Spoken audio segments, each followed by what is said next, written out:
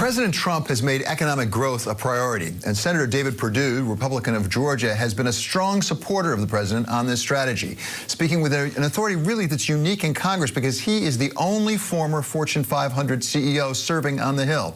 We welcome Senator Perdue back to the program now, joining us from the Russell Rotunda up on Capitol Hill. Welcome back, Senator. Good to have you here. Good morning, David. So I want to talk about growth and taxes and, for that matter, trade. But you were in a meeting yesterday at the White House on immigration. We've got to watch an awful lot of it because it was on camera. Where are we on this? Can we come to terms? Can Democrats and Republicans come together and keep the government open and deal with immigration all at the same time?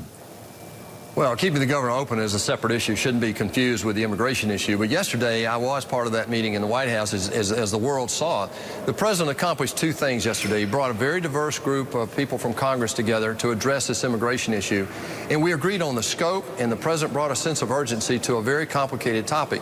But we agreed to focus on the DACA situation, bring border security in the wall right now because we've got to have security on our southern border, and also to eliminate chain migration and to eliminate this archaic diversity visa lottery. So the president went a long way yesterday to bring a diverse group of people together to bring focus and a sense of urgency to get this thing done.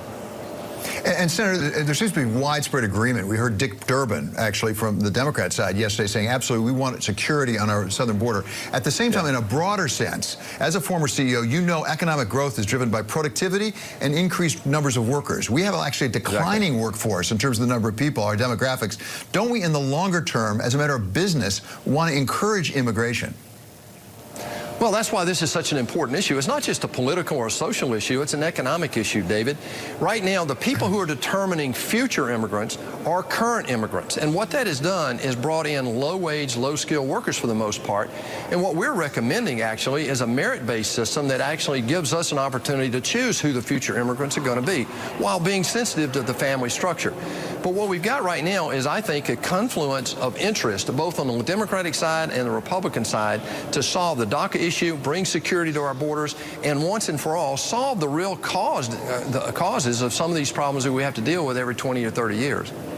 So as you and I have talked about before, when you talk about growth, taxes were an important component of it. And you all, the Republicans, had a major victory in December with the substantial tax overhaul. I'm sure you expect real growth to come from that. What are you expecting?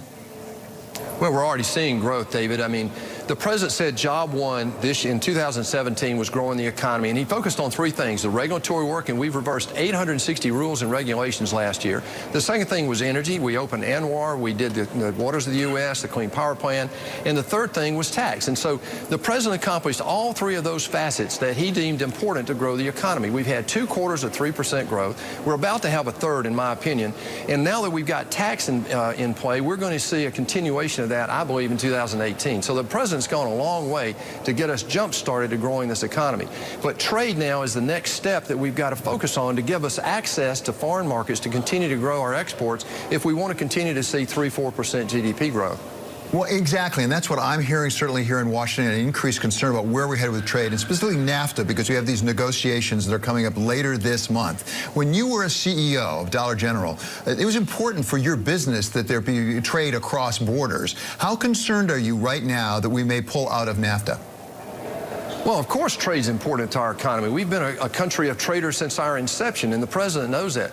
But I compare NAFTA to what happened in NATO, David. If you look at the president's comments on NATO during the campaign 2 years ago, he said, we're going to pull out of NATO unless they start carrying their own weight in terms of their self-defense. And guess what? He accomplished his goal without having to back out of NATO. In terms of NAFTA, the president said the same thing. We want equal access. There are things that are problematic with regard to the NAFTA agreement. They can be solved, and I think the president now is focused on that, and I know his administration wants to do that. But what we have to have is a level playing field. The president wants equal access to all these markets. Look, one of the measures of that, David, is our own poverty rate in the United States hasn't changed since the Great Society and the war on poverty was instigated in the mid-'60s, and yet global severe poverty is down 60%. That's because of the trade laws that we've had. But from your briefings, from your talking with the White House, with the administration, what degree of confidence do you have that, in fact, this will come out well with NAFTA? Because increasingly we hear that actually there may be a showdown in Montreal and it may all blow up.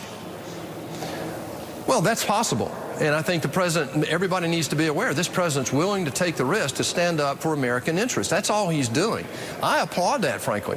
This is the first president in a long time that said, look, the rest of the world, we know what's important to them because they've been telling us that for 30 years. It's high time that we tell the rest of the world what's important for American workers and American businesses, and that's what's happening right now. And finally, Senator, just take a step back for a moment. Again, as a former CEO, to what extent are you concerned about the long-term debt for the United States and the effect that could have on interest rates and therefore on businesses like the ones you ran? David, we don't have enough time to tell you all I think about the debt. We are in a crisis right now. General Mattis and others have said that our national debt is the greatest threat to national security. We've had 5 increases in the Fed fund rate just in the last 15 months. And what's worse than that, in the last 8 years in the past administration, David, when interest rates were fundamentally zero, they didn't go long in our bond portfolio. Our debt portfolio, $20 trillion, the duration of that debt portfolio is under 3 years, David. So this is going to come rolling on our backs. Look, if interest rates were at their 30-year average of about 5%, we'd be paying $1 trillion a year in interest. That just isn't going to happen on a $4 trillion budget. So we're in a crisis mode. We've got to deal with that. Job one, the president has said, is growing the economy. We're well into that effort. But now we have to start working on some of the other more difficult issues to get at this debt crisis. It sounds like there's a lot more on your agenda. So, Senator David Perdue, thank you so much. Always great to talk to you. That's Senator David Perdue, Republican of Georgia.